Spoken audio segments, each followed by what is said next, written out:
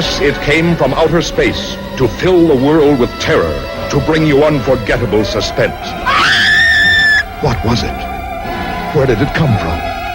Who were the all-powerful creatures it brought from outer space? And what did they want on Earth? You can learn the amazing answer only when you see the most thrilling picture in years. It came from outer space. Greetings and welcome to the Clash of the Titans 2, Survivalists 2, Day 7 with Day 5 and 6 recap. This is Gib Slater. So you're probably wondering just what was all that about in the intro. Well, right here you can see we found the extremely elusive, what I thought was just a die-tonight urban legend, a strange circular device, or the UFO. Yep, the UFO building has been found on the Survivalists 2 map. You can see it up there over 30 AP from town. Very interesting looking building. I have an image of it here. This is thanks to Harry Putt, who provided this image here, and you can even see him right there around the building. It's not the world's best shot of the building itself. You can see an actual image of it on the wiki, but yeah, that's it there, and it is described as it looks like a large metal disc with what appears to be some kind of cockpit mounted on top. It could also be some type of high-tech combine harvester. So it's kind of a neat thing. So far we haven't found anything terribly interesting out of that building there. I just think it's really neat, you know, that that we found the UFO. So I had that little intro there because it's like some 1950s B movie or something. But moving on to, I'm going to start with Day 7, and I'll work my way back to a little bit of coverage on Day 5, 6. Day 7 was a very interesting day for us, obviously. It started out end of Day 7, going here into Day 8. We had 323 zombies come at us. We had our 367 defenses at the ready. So once again, sorry competition, still no deaths from the Survivalists since our early losses. We've been trying to hang in tight, keep up with those technicians who are doing a remarkable job, doing a real good job, having no deaths. So we also had obviously no camping deaths or anything, nobody getting stuck outside or forgetting to log on.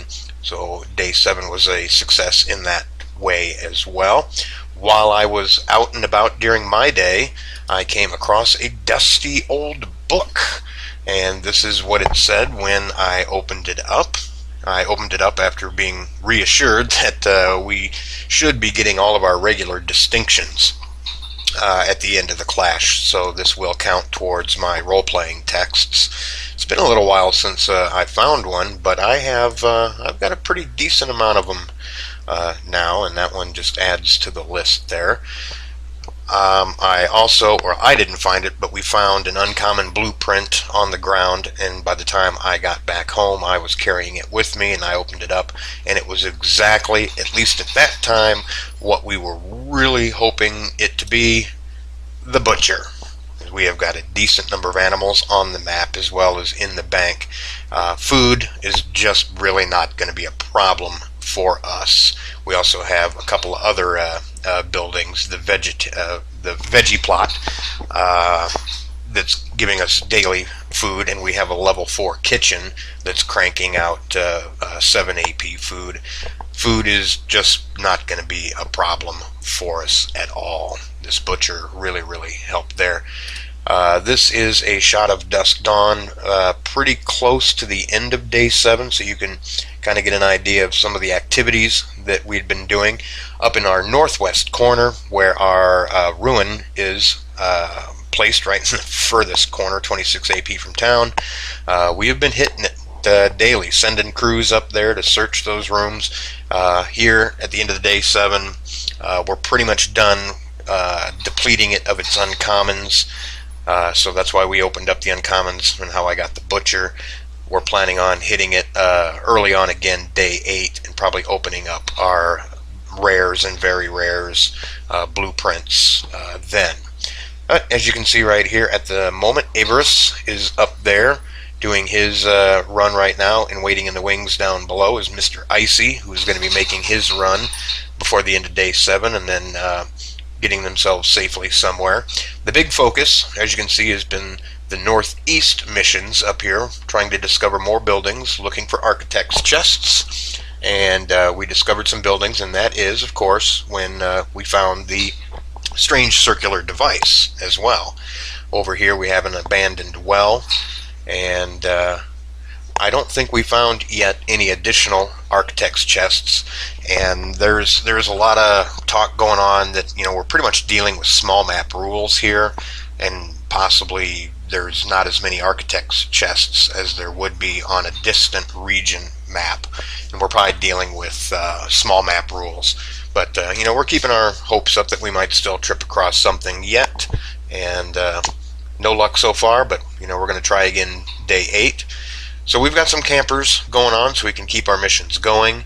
Kaskar and Harry Pot are going to be camping the abandoned well, and if you heard that, that was my wife tripping over her cat.